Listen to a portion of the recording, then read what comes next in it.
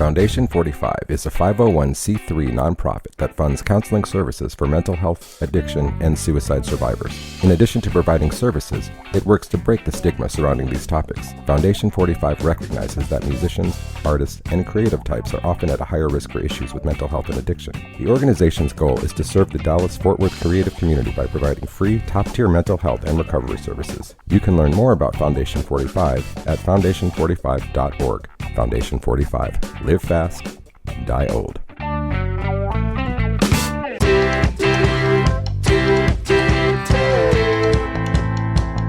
I'm Andrew Sherman. I'm a Texas transplant who has always been in pursuit of art as a career. I've played in bands, pursued an acting career in Hollywood, but I found it behind the lens of a camera here in Dallas, Texas. I was born in New York, I've lived in Chicago, Los Angeles, Austin, but I love Dallas. There's a magical artistic scene in Dallas that mostly goes unnoticed to the outside world. This podcast is focused on what makes it so special and the people who make it thrive artistically. If you don't live here, and even if you do, you might not have heard of them. This is the Dallas Famous Podcast. So who you gonna be? Who you gonna be when you're all grown up? Who you gonna be? Who you gonna be when you're all for us? Yeah. This week on the Season 2 finale of the Dallas Famous Podcast, we have Sean Russell. Sean is the singer of the fantastic band Cut Throat Finches. He also proudly wears the unofficial title of Mr. Fort Worth. Sean got his start as a singer-songwriter in Deep Ellum, but slowly felt the pull of Fort Worth and its more intimate music scene. We talk about the birth of Cut Throat Finches, and then Sean's passions of getting city and state funding to support musicians. Sean also gives us some concrete ideas of what people can do to support local musicians. Sean is awesome, and I know you'll enjoy this chat, so here it is. And we are back at the Deep Ellum Community Center. I've got Sean Russell, singer of Cut Throat Finches. I would even say Mr. Fort Worth to some degree. I'll try. Yeah. Are you from Fort Worth? Actually, I was born in California. Oh, wow. So okay. I was born in California, grew up in Dallas, a couple blocks from here, or not far from here. Oh, so you're in Dallas. What became University Park and all that area. So I grew up actually across the street from one of the great Dallas musicians, Chris Holt. Oh, okay. So he and I grew up playing in my garage, covering Def Leppard and April Wine and Asia and other very important 80s awesome. rock bands. I remember I had Asia records, I admit. Yes, they are. I still feel I give Chris grief for not covering Asia more in his Thursday night sessions that he runs. You know, right. Yeah, I'm gonna have Chris on at some point. Yes. Ask him what he thinks about the B-side to Centerfold called "Rage in the Cage." It's one of his secret favorite songs from Jay Giles Band. So we'll keep that. We'll keep that one in the back pocket. Well, let's start you used to play music, Chris Holt. What got you into music first of all? You know, honestly, and I don't know if Chris would say the same thing, but we had a neighbor that was older. He was in high school, and he was in a band, and he always had, his name was John Presley. He might still be out here, and I don't know, but always had lots of really pretty girls around him, and Chris and I were probably in 4th or 5th grade, and would always see him, and he drove an IROC C, and we decided that was who we needed to be, and he played drums, so I ended up buying my first drum kit from him. And about the same time Chris started playing, but Chris, just took off guitar-wise. I mean, was immediately. So I started doing that. And then, I got into, Chris stayed in rock and roll, rock and roll music for sure. I got into all kinds of British music through, and all the keyboard-driven new wave music, and so started playing keys in junior high and a little into high school. And tried some cover band stuff that was really atrocious. I know there's still video of it out there that I hope will never get converted from VHS to digital. Right. And then it was actually when I was in college, and then I started off in college at TCU, but had a baby on the way and joined the Army. So logical thing, I went from an art degree at TCU straight into the U.S. Army Infantry. So, wow. But ironically, the first songs I started writing, or I really started getting serious about writing when I was in the Army. And I think it really did give me the discipline, to write and to make myself do stuff, And when I got out of the Army, I continued, but I actually met the Pipes brothers, Todd and Toby Pipes, had just, with Deep Blue Something. They had opened a studio in Dallas, not far from here, the Hickory Street Annex right off 2nd, and started recording, there early on, and I really met the community and reconnected. I mean, I think coming out of the Army, I really missed the team environment, that camaraderie that I had with Army guys. Right. Well, I found that in the music business, but I met the guys, and which is how I met the guys in Hi-Fi Drowning, like Eric Martin and Taylor Young, from the O's. And Taylor Tatch, who's recorded all of our stuff, he was coming out of North Texas at the time, and met the guys in Calhoun and all this other stuff. And I started off recording down here, and then started playing down here in Deep Ellum, especially. And then it was just seeing some bands in Fort Worth, and just kind of, at the time, a much more connected community in Fort Worth that I really envied musically that was happening, and kind of moved my way to Lola's. It was actually at Lola's. That's how I found my way to Fort Worth. Right. He's showing me a tattoo of Lola's. Yeah, I know. That's not good. Is that good that you can't see this on the sound? Yeah, there's no videos. Oh, well. We'll get a photo of that. Yeah. And that apparently that would get you in for free at Lola's if it was still open. It was promised to me that it would get me in for free, but I decided I'm very glad I got it, because honestly, it reminds me, it is. So the Fort Worth scene has lost some great venues. The Twilight Lounge in Fort Worth. I was one of the owners in Mass, which I was very proud of. It was owned by all musicians and was voted several years in a row best sound. It's a great place. Now the Cicada is still there. Luckily, at least the venue is still there. But Twilight Lounge, like I said, shut down, and then the Post shut down recently, and that group has been a really great group at bringing a different type of songwriter, listener room environment, and great food, by the way. I really like the Post. I was there just once, but it was fantastic. Yeah. I mean, great ownership and management there, and then Lola's shutting down was just a huge blow. I mean, it was, for me, it was, the place you go after your show or after whatever else, you stop by there, and that's where all your derelict friends are hanging out, waiting for you, Sure. And so it's the community. Like, I have literally not seen, 40, 50 people that I was seeing on a weekly or twice a week basis at Lola's. I don't see them. So that it's like, I didn't anticipate what a vacuum that would be in my life, the community. I didn't think about it like that. I just think about, there's a place you can't play, but it's like, no, that was a hang out spot. And there's not really, there's obviously some good hangs in Fort Worth. And when I started in Fort Worth, honestly, and when Lola's was one of the places, it was Lola's and the Aardvark. That was it. Really to play music where everything was happening, so it's not the end. I've gotten interviewed a lot about the scene because I'm such an advocate for the Fort Worth scene. And then, so the first people that they came to ask, like, what do you think? After I'm talking it up, like I'm the mayor of the town or something, right, and it's like, oh, what do you think about it now? But I think that the scene, that good things will happen, good things will come from it. I think it will rebuild and it will focus. Even now I'm sitting here trying to book out in August in Fort Worth just to get a local show. Oh, wow. It's not the worst thing. I'm hoping that it kind of culls out and the kind of the best rises to the top, because when I came to Fort Worth from Dallas, Dallas was kind of breaking up a bit musically, because there's a lot of weird changes happening in Deep Ellum. It was just one of the cycles that always happens where it gets weird and feels dangerous, and people don't stop coming down, and it's kind of moving where it's at. That was the same thing was happening. Fort Worth was rebuilding, but it was bands like Calhoun and the Orbans and Quaker City Nighthawks, and this is before Leon Bridges and Charlie Crockett and some of those guys. But the Burning Hotels, there just were some really great bands. Like if you were out at a live original music thing, it was packed, just nut to butt, and people were they wanted to be there. It was the place to be, Yeah. So well, let's break it down a little more. So you're in Dallas before you ended up in Fort Worth. You're playing in bands. You're playing solo. Like, what was that looking like? Yeah, I was booking under my own name as Sean Russell, and I was writing, singer songwriters. I felt like it was very 90s-esque. I was heavily influenced, and still look back musically at my roots in British music. And when I met the Pipes Brothers and started recording with them, it was very easy to tap into what I had listened to through the 90s and early 2000s. But it was singer-songwriter, and it was strumming. It was super personal.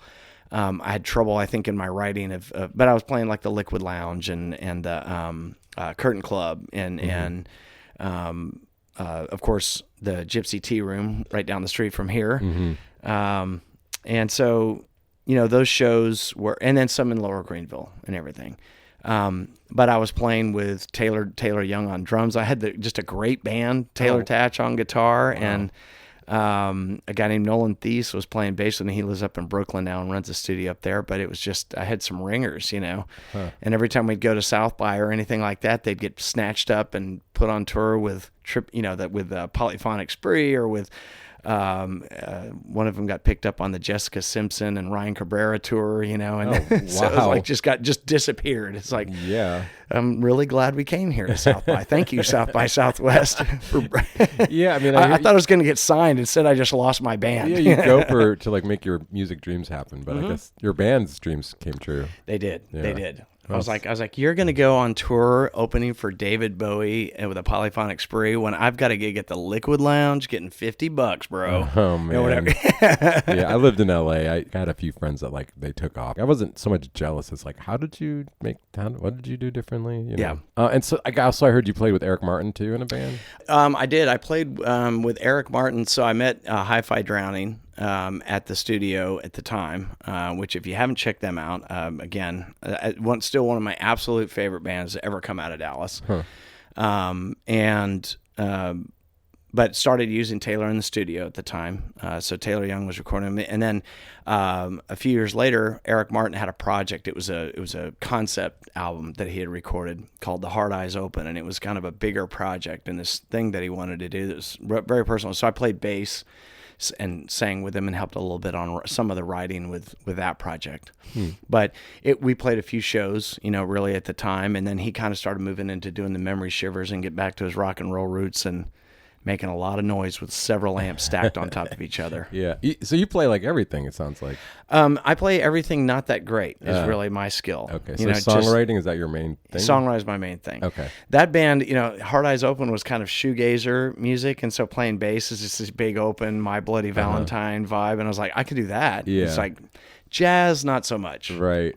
I used to play just enough drums where I'd be like, I'll play drums for your band if you'll play drums for my band. Yeah. And I did that for a year in a band, and then he was like, great. And then a year, and he's like, okay, now do it this way. And I was like, I'm out. Yeah. I can't do it any other way. Yeah, it's funny. It's like I feel like I play all instruments the way that about as well as I know martial arts. Like I know just enough to go downtown and get my ass kicked. Right. That's funny.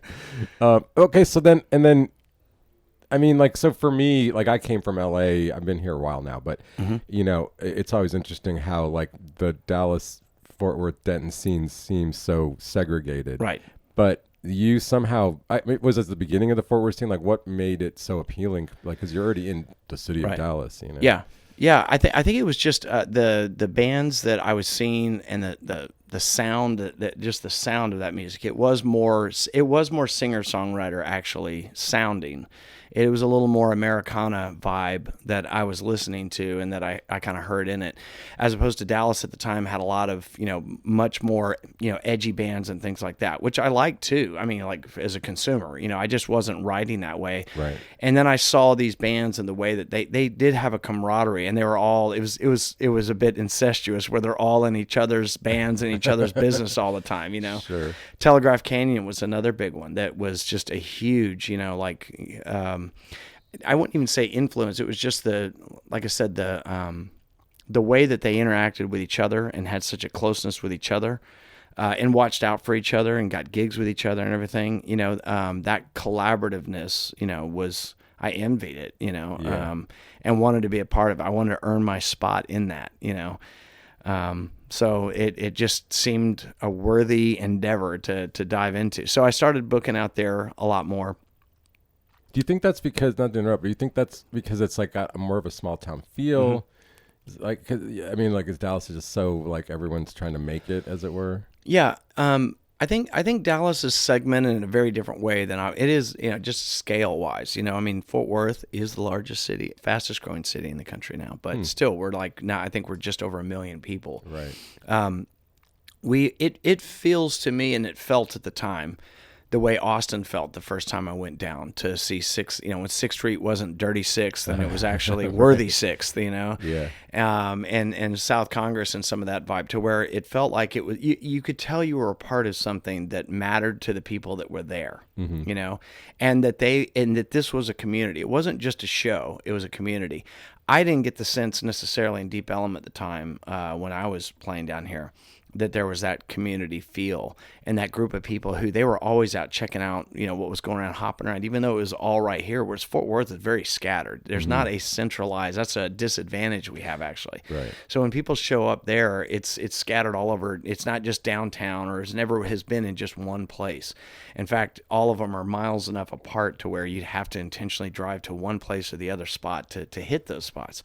So it kind of, like I said, it's a bit of a disadvantage, but I think it was, it felt like I could get my arms around it. So it was enough of a town feel, to feel like you could really understand what's there and what people liked. And like I said, a community feel. Yeah. Dallas just didn't feel that way at the time. So I wouldn't say I had plenty of friends here, but even going to their shows on a regular basis, I didn't see those groups of people. That was kind of like this community where you saw your buddies, Right.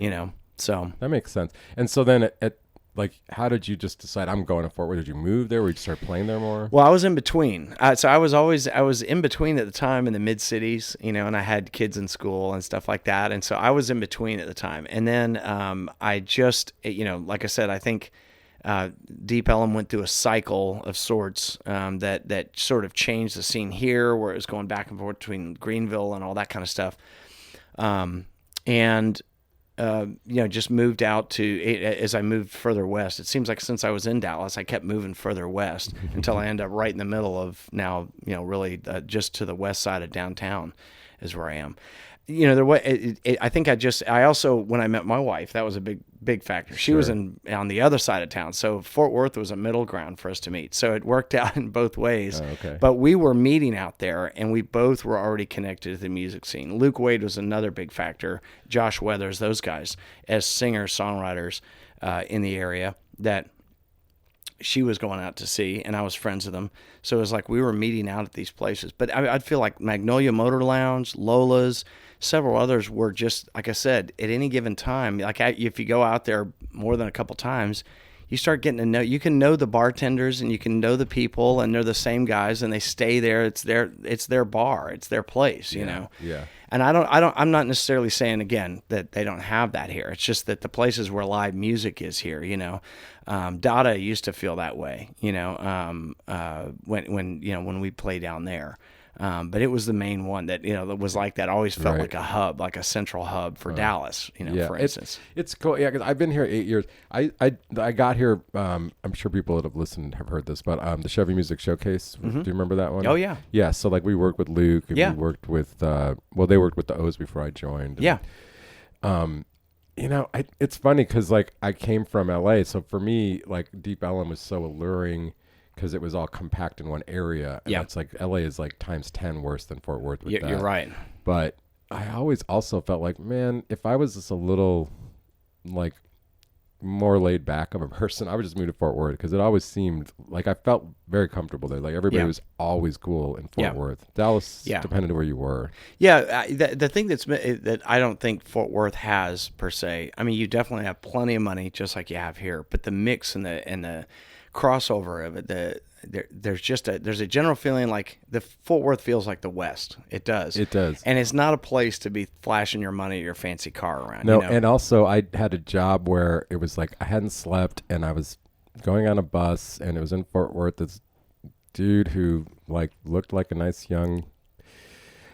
He told me to go somewhere and he was wrong, and I was like, "Are you effing kidding me?" And he was like, "If you say that again, I'm going to have to kick your ass." And he was really polite about it. I was like, "Yeah, I'm okay. We won't say it again." But I was like, "This is Fort Worth. Yeah. They're cool, but don't fuck with them." It's a weird, there's a different type of, I mean, like I said, we have our fair share of douchery that happens there. Sure, West everywhere, 7th though. West 7th has become the haven for douchiness. So now that Lola's, Magnolia Motor Lounge, Fred's is out of there, which again are all hubs of that scene. In fact, that's where I met my wife, like through those places, now that area is, now you have drive-by shootings and douchebaggery and, people flashing money and stuff that just does not work in Fort Worth, and it's going to be trouble until they fix it, until they give up on having 18 of the exact same bars, basically varsity taverns, Right. It's like, oh yeah, so we need another bar with teenagers with cornhole and with whatever dumb, the basketball hoop game. Great, what a concept. You're really breaking the mold. I did this job, and it was like a couple of days at in the stockyards at what's that I'm spacing out on the hotel. Oh, the Drover. The Drover. Yeah, sorry. Yeah. And I remember going, and like the cops were like just everywhere in the Friday night. And it was like perfectly. I mean, like it was excessive, and I was like, wow, they really got it dialed in. And the next day, I found out that the governor was speaking at the hotel, and that's why it was like that. It wasn't always like that. I was like, that's a funny thing. Here's I would say something about Fort Worth that I actually love. I did not like the stockyards for years. I didn't like going down there. I remember going into Billy Bob's, and some guy, like a group of guys, like reached out, grabbed my wife's ass, and I was like, well, it's just me. So yeah, and it just seemed normal there. I heard anti-Semitic remarks at Billy Bob's one time that I was like, I've never even heard someone yell out something anti-Semitic. I couldn't believe it. It was like weird. So yeah, there's some shittiness, that I don't like out there. But the stockyards the way it is now and the expansion of it is very touristy.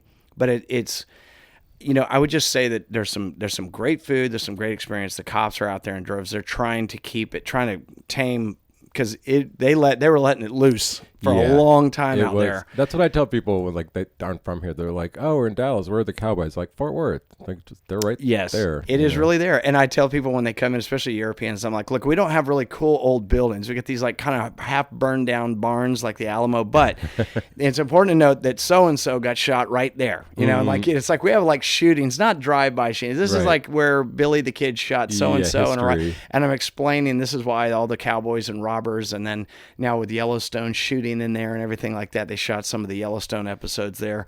There's definitely it's a lot of tourism that's down there, but it's a good place to play. There still are pockets where you can still play. If again, you're in that genre of music, I would say as a Dallas person, if your friends and family come to town and they've gotten over the South Fork Ranch, take them out to Fort Worth, and they'll feel like they got felt a little bit of the West and a little bit of what maybe a real Texas town might feel like. I'm trying to get my dad. I know he would love it. Like maybe this next trip we'll get out there. Yeah.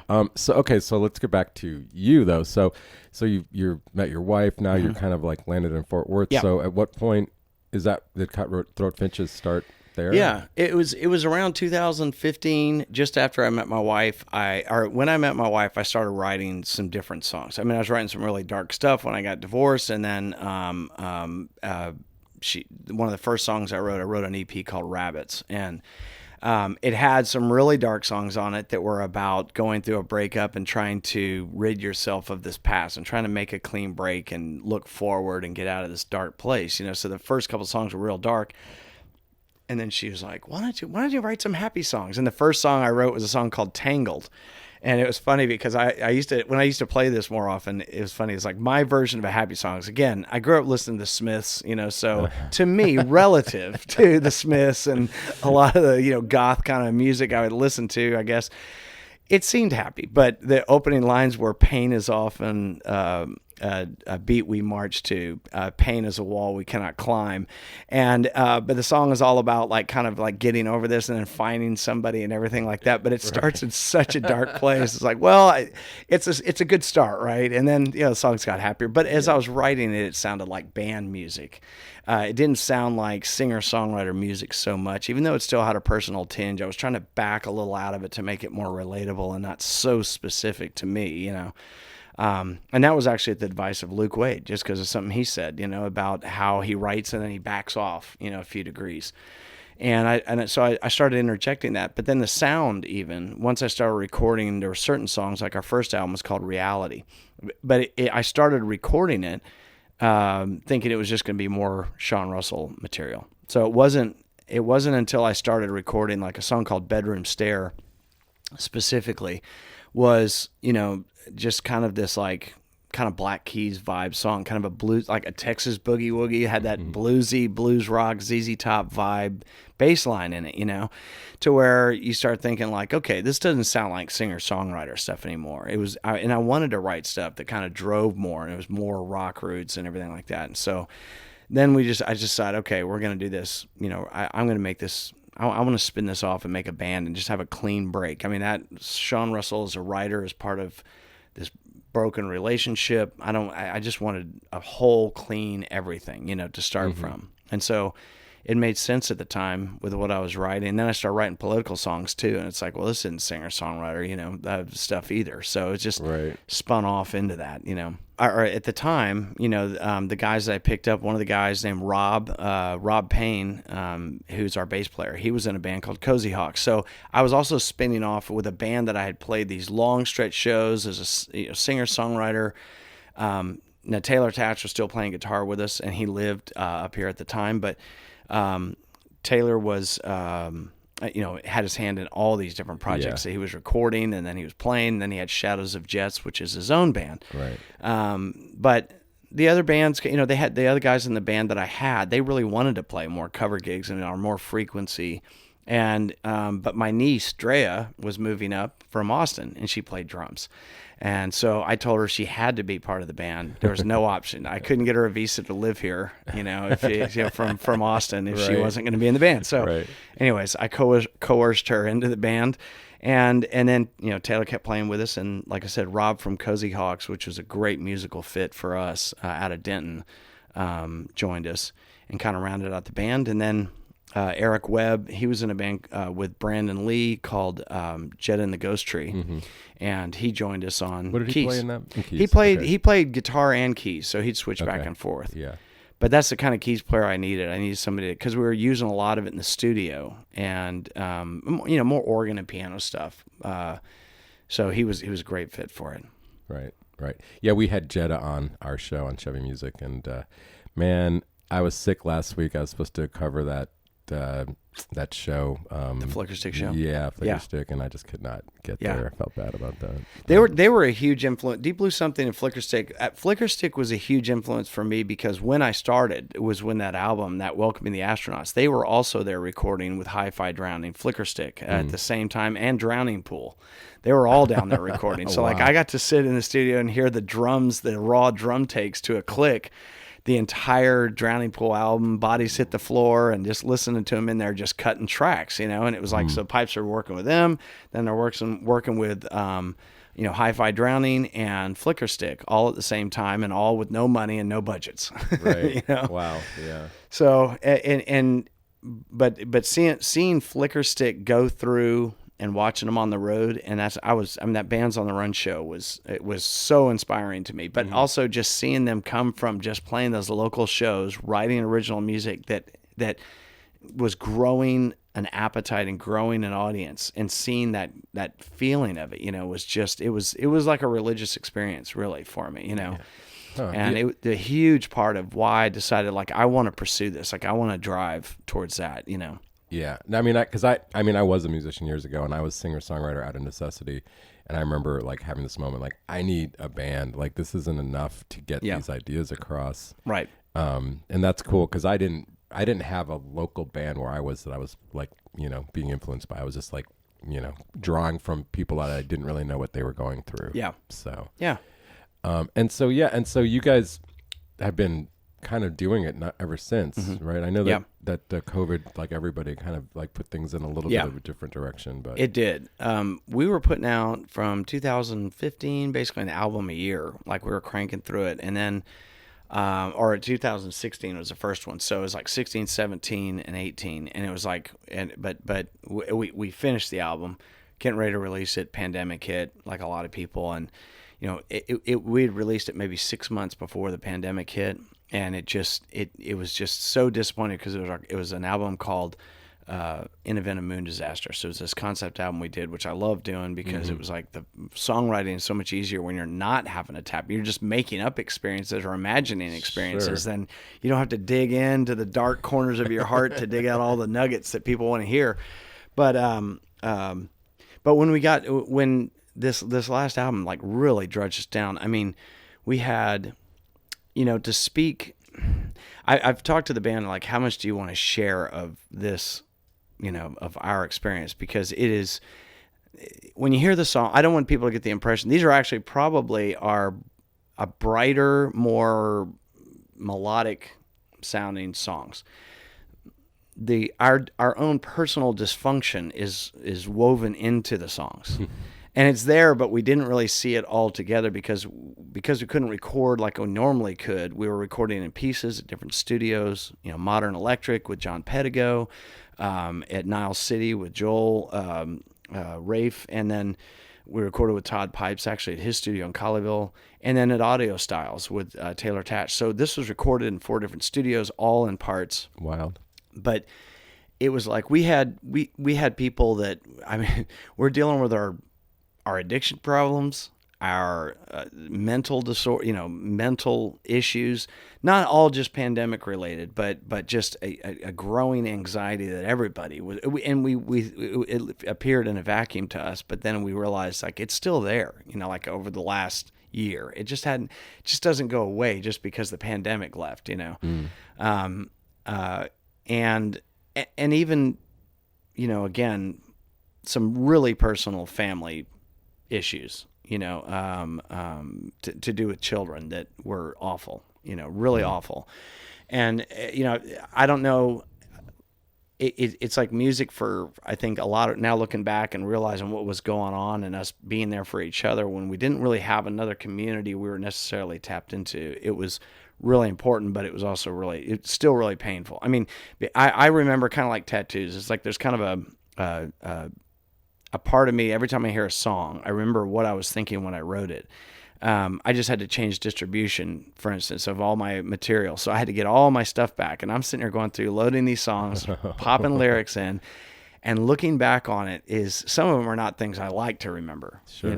Yeah. But this album, like I said, what the songs are about is not necessarily driven towards what we were going through at the time. Death, really, like I said, some dark stuff, but I also think it was, it's a bit cliche to call it therapeutic, but there was a part of it for us. It was a necessary escape from a lot of dark stuff, that we were dealing with.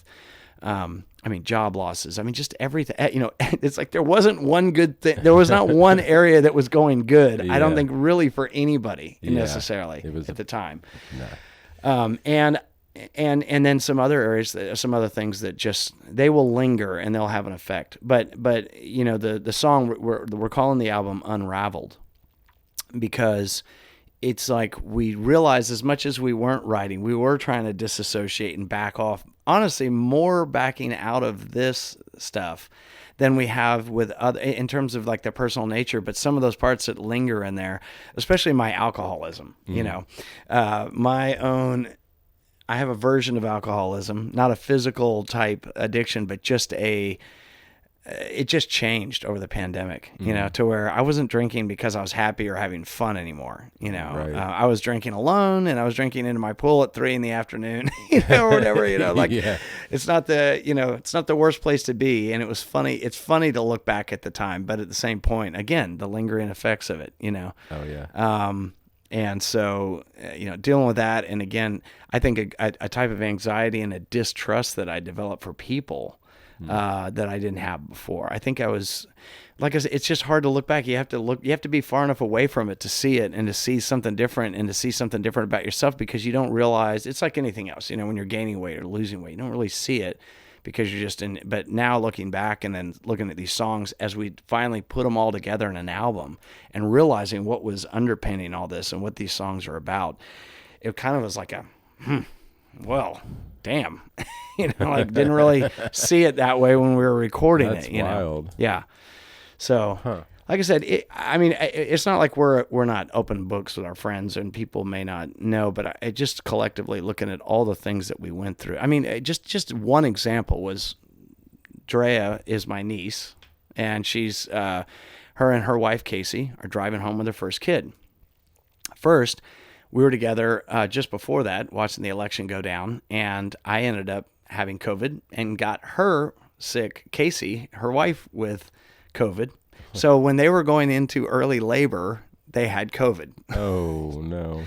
So that's just the start. And then they hold off that she doesn't go into labor a little long, maybe a few more weeks, and then they had the baby right around Thanksgiving. And Grady was born, and they are on their way home. and get into a major car accident on the way home. And Drea bust her teeth. I mean, just like really like major damage, like hit her face right into the steering wheel of her car. Luckily got the car to safety. We don't know how. I mean, it was like on the freeway right before the exit to their house, Man. So it was just like things like that is what the last couple of years have been like, you know what I mean? Yeah. And so, yeah, it's like knowing that that's all happening, and then we're writing these songs, and some of them are happy and some of them aren't, and some of them are just about the way life was going. That's Calling Me Out was one for me personally that is, I think, the first one on at least the temporary list that I probably sent you to listen to. And it was just kind of a look at myself and my own values and how I've, just abandoned these things, some of these things, and realizing and come to terms with it, and kind of having just the one or two friends that were like, hey, you might need to, watch this, you need a little more closely,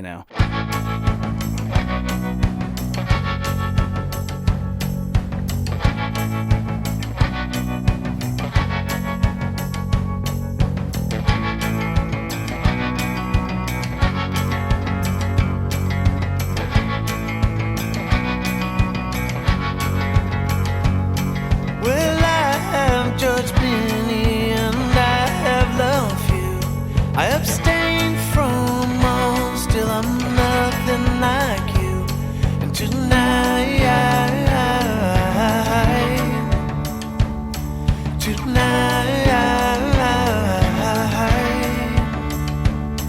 I've tried to get clean from the outside in, but I still don't get to my dirty essence.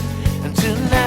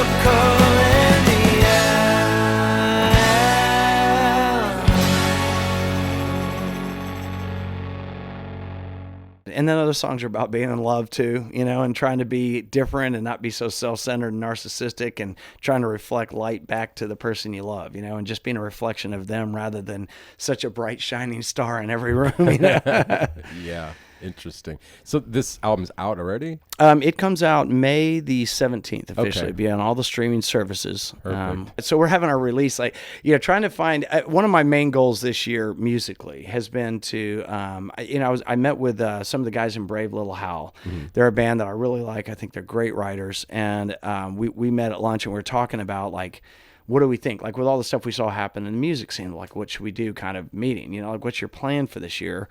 And my big plan was to find a different way to connect with people, not just like come see us at a bar at 11 o'clock at night, but to really push towards things, different types of festivals that we hadn't done before, but also just things that are public and in places where families can come to. Because like Fort Worth has Friday on the Green, or had Friday on the Green. That's temporarily on hold. But, you'd have we'd play and there'd be 3,000 people out there. You know, we're playing the Wildflower Festival in Addison in May. In Richardson. Richardson. What day are you playing? We play Saturday the 18th. Oh, cool. I'm shooting that day. I might be able to catch you guys. Yeah, we play at 5 o'clock on the main stage. Okay. So. Well, I'll just get there for that. Yeah. I shoot for On Stage, who does the sound. So Oh, cool. I've done that for like 3 years now. That's awesome. It's a fun one. We're looking forward to it. I mean, those kind of shows, what we realize is there are a lot more people that want to see us and that would be there. Mm-hmm. They just can't or won't go out into the scene that we've traditionally expected them to come to to us on our terms, Well, also, I mean, your fans, everybody's getting older, and at a certain point, you just don't want to go to a late show, and it's harder to get people out. It's just the way it works, I guess. Oh yeah, I don't want to go to a late show. Like, I don't. Yeah, I won't do it. Yeah, I want to be in bed eating ice cream. Like, that's my goal after shows, is be eating ice cream by 11 o'clock or midnight. Like, I mean, but I especially right now, I'm on hiatus from drinking. I got in some trouble, and I'm completely not drinking. So right now, and that's not really that. It's not that hard for me, but I definitely don't want to stay up till 2 o'clock in the morning for last call as much. It's not as fun.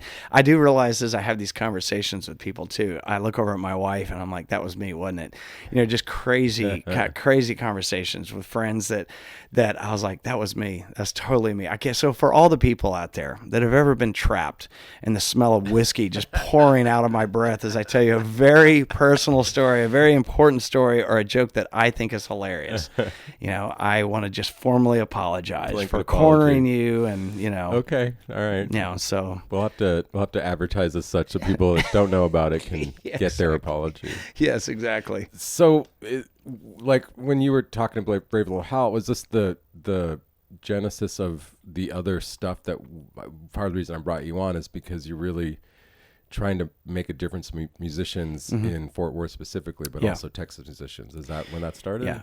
It was around the same time that we met and we talked. And I think what kind of kicked it off for me, there's some very, let's say, unsustainable numbers, that have been coming out and things. And it's not just the shutdowns, but I was an owner, I was an owner in Mass. So I can see, and getting used to reading TABC reports, you can see that bars that are selling alcohol are not doing well. And the ones that are doing the worst are the ones that have live music. So musicians, I mean, it's just a fact. Like, it seems like the worst bars, when you go, whether you're in Dallas, Fort Worth, Austin, anywhere, they are all talking about the same problem that they're concerned with, which is that you have less people showing up. So therefore, that people are not are connected with something else other than the community that used to be there that I talked about that was so important to me, And then when they do show up, and we saw it at Mass, so we were seeing about a 30% drop off in attendance for the same bands, and we were expecting it to be the opposite, to see this boom like the 1920s everybody talked about. Right. But then we're also seeing the amount of alcohol being sold was far less, so people are drinking a lot less in the bars. Now, they're still buying plenty of alcohol. They're just drinking at home, or they're drinking in other venues. They're not drinking at bars, though, like they were. So, that's problematic, and knowing that was happening, and our overhead at Mass was nothing. We had the cost to operate was really low there. And we're looking at these other places going, there's no way that place is cheaper than Mass was. And so if we're seeing this, and we're seeing the same numbers, how are they going to survive this, and how's it going to look? And sure enough, they started closing down. And so I started getting interviewed early on about it, and a few others did too. But people are like, no, people are just there. That's not, you're you're making it all doom and gloom. It's like, and then 2 weeks later, another bar would close, and then another. And then when Lola's closed, it was like, oh, wow. That seemed the one that would survive, if any, because it's the hub. But it just, like I said, there's a lot of reasons each one of them closed that aren't the same, and they're not really for all the reasons people might think too, without going into it. It's just, but I saw that. I'd also been seeing things like the governor's office investing money in all the Save Our Stages. I was recording another side project that I opened up over the pandemic. It was called The Nancys. And it's all a lot of smart assery, a lot of cussing. The album is actually called Cuss Words. It was a lot of songs that didn't really fit into each of our own projects. So it's like the Hendersons and Arenda Light and Polly Dogs and different like groups together, all recording. Some of the guys from Bastards of Soul, recording horns and stuff. It was just everybody stuck at home during the pandemic. But Josh Block, who is one of the owners in Isle City, he said, what do you think about the Save Our Stages thing? Isn't that great the city's doing that? Or what do you think about it? I was like, I think it's great, because as an owner in Mass at the time, it was a great thing. He said, I just am hoping in my mind that there's musicians left around to play at these stages once this is all over. And I started realizing, I started paying attention and thinking about how much money was being spent, and I'm glad that they did. But does Dickies Arena need that? Does Billy Bob's need that money? I'm glad those places are still there, But it's like we spend hundreds of thousands of dollars or millions of dollars as a city, state, whatever. What are we doing to reinvest in the music community?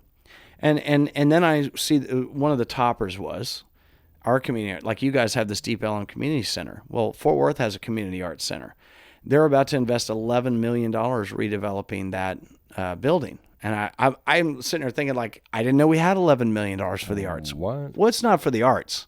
The developer's going to get that money, right, not the arts.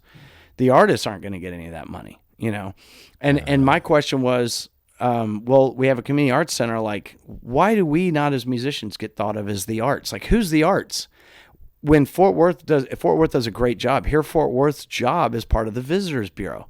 They go out to other cities and they're playing our music in Minneapolis for some conference. They're advertising, they're showing people. You go to Love Field, you land, you see Fort Worth restaurants, you see musicians, you see a little bit of the culture. The culture of Fort Worth, the face of it is food and music, and the musicians and the art and creative community.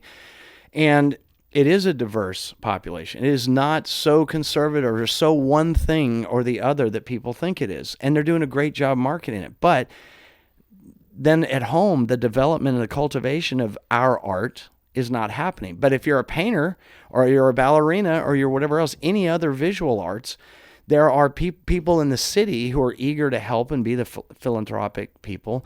They think of the arts as the visual arts and of the traditional thing. They know what those people need, and they're willing to support them. But we just have not had a seat at the table. And that's the problem, is we are the face of Fort Worth that draws business here, and it draws money and revenue and tax dollars here. But then back home, we're not getting that money. And same with Texas. Texas in general is sort of marketed that way, and kind of the same way Fort Worth is. But then they're spending millions of dollars. What does music-friendly city mean? I don't know if Dallas is on that list, but I found out the city of, what's it called? Lindbergh, I think it is. Little tiny city out in East Texas. It's considered a music-friendly city. I'm like, okay, what does this even mean? Is there a music venue even there? There's a little convenience store that Miranda Lambert's parents own. What do Is there a definition for that? I have no idea what it is. And I asked the question, I still don't know. I asked on social media, I was like, I'm wondering what this is. And my next question is, would you be willing to discuss with musicians what we would like it to mean, what matters to us? Can we have a discussion about music-friendly city, what that means? We're the music. I would think someone would invite us seems like at least we get a piece of that slice of the pie, right? But to date, I have gotten, nothing. Now, I have gotten meetings with people in the city, so I want to make it clear. All my complaining, there have been people like the Near South people and other city officials that have met with me that are trying to get their arms around it and try to figure out ways, real plans they can put into action. Fort Worth, that's, you're talking about getting your arms around a city. Fort Worth is still small enough to where they can put things into action in a way that I know it's tough in Dallas. The politics here are very different. Oh yeah. It's, and so that part of it, when Fort Worth commits to something, they've done a great job of seeing it through, So I think as a city functioning, they do. But that's been the issue: is can we get a seat at the table?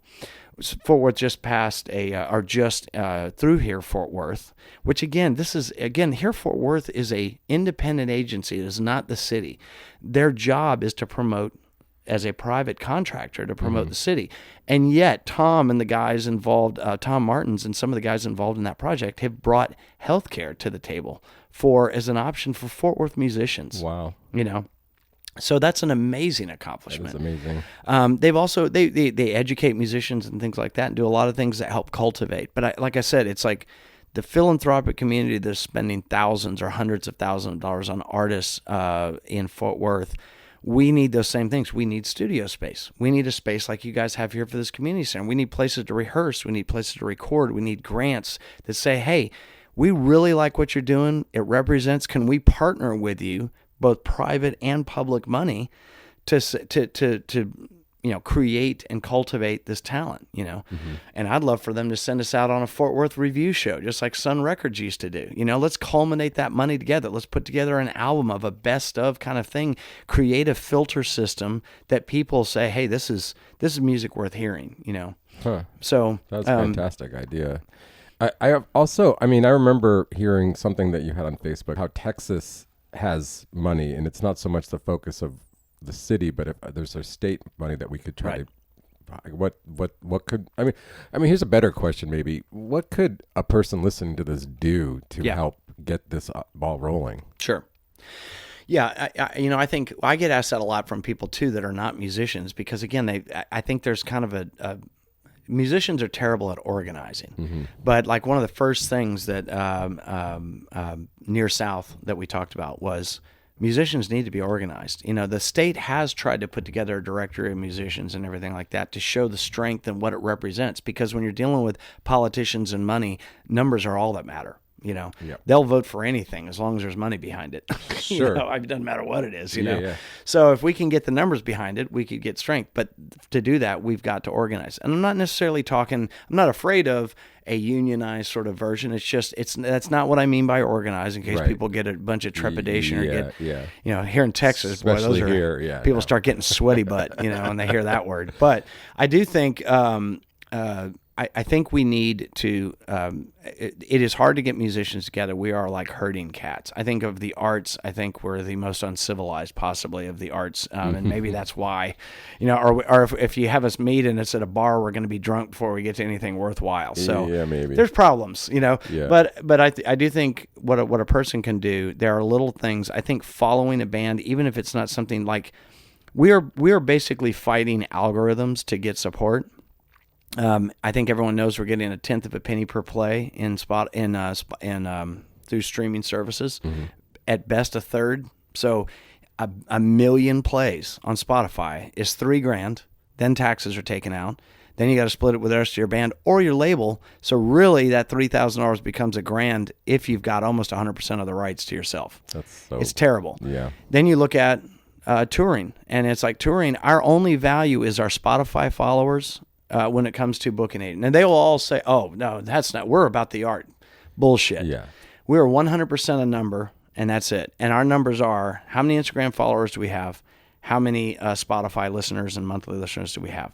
So all the playlist paying for plays doesn't work. It's all going to get wiped out by Spotify anyways. You're not going to get paid for it. But your real numbers and your followers, if we don't bump those numbers up and we don't get traction on that, the only way to trick that algorithm is to like everything we post, save it, do everything you can, follow the bands. It's amazing how many people will see bands and they don't think it matters to us. Oh yeah. And I'd also say this to your self-employed and people, especially that are small businesses or work for non-massive national companies. At every coffee shop I go to, because I'm a coffeeaholic, I can drink that all day. I can't do booze right now, but I will drink coffee until I, dehydrate and die. But At any given coffee shop, for instance, or local grocery stores or local any stores, there's just some music playing in the background nobody's listening to. Put on our music. Hang our artist paintings from Deep Ellum or from Fort Worth on your walls. We don't need any more Thomas Kincaid paintings on the wall. We need that local support. And I think for a listener that wants to do something, saving, following, pressing the places that you go to that might have the option. Do you ever play any, ask them, do you ever play any local music? Canadians are great at this. We talked about Canadians. 50% of their music has to be Canadian. That's why a third of my playlist is made up of Canadians. I mean, a nation of 6 million people, and half of my playlist is or a third of it is Canadian. How does that happen? Because as a state, they've decided it's worth that investment, and it's paying off for them in some way that's tangible that makes a difference. So I would just say pushing local businesses, pushing and helping to help musicians to get a seat at the table with the arts, so that there's a combination of, I think musicians also have to change their attitude towards what is selling out. Because you and I growing up, selling out was selling out to the man, to the corporate man. Well, now you're selling out to Instagram and to Spotify. Yeah. And it's the biggest whore sale bath in the history of any art ever created. Oh yeah. So there is nothing more whorish than playing that game. And if that's all you got, I will take all day. I don't care if you're a plumber or you create organic tampons and you want to sponsor my band, I will take that all day. You help support my album and I'll tell your story in the artwork and everything like that. We will partner. I will take that all day over Spotify and Instagram and having to follow that model. Because that model is the most whorish and most degrading thing to a musician that we have to do. I don't know any musician that's ever excited about that. Right. But now I'm just thinking about, we're going to have to get like a graphic artist to like put a Cut Throat Finches with a Tampax like somehow embedded in it. Yes. I would take their money too. I agree. You know what? Or an organic tampon, like a guitar-shaped one with strings. You want to sponsor my band? I'll take it all day.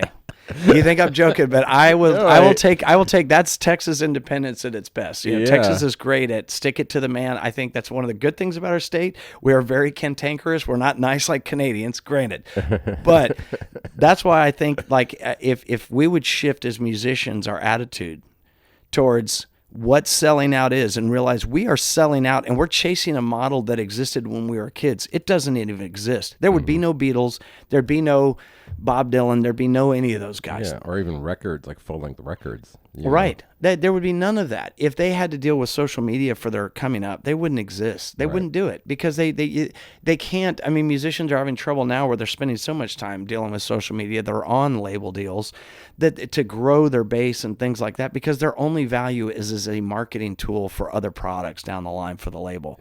There's just not it's not what you want. So unless we change our attitude, as long as we keep going after that and we'll accept that goblet of shit that they're willing to feed us, then they're going to just keep feeding it to us. Yeah. So I think musicians need to change on making ourselves accessible to our fans, whether that's accessibility through social media, using it that way in a positive way, but also finding gigs in an alternative way. We're doing our album release in the middle of a skating rink. It might sound like total shit. We're playing center stage at Silver Wheel Skate Center near Lockheed Martin at a 50-year-old skating rink. That's awesome. It's going to be a blast, but it could sound terrible. Right. But it's like I am trying to find ways to get our music to people that don't want to meet, that I'm not going to make people meet me on my terms. I'm going to try to meet them. And I think the other half of it is changing our attitude towards what is selling out? Like what does integrity look like now as a musician? Because what we're getting right now does not look like integrity at all. Mm-hmm. So if we're not going to change that and look for alternatives, I'll take, like I said, all day partnering with local businesses.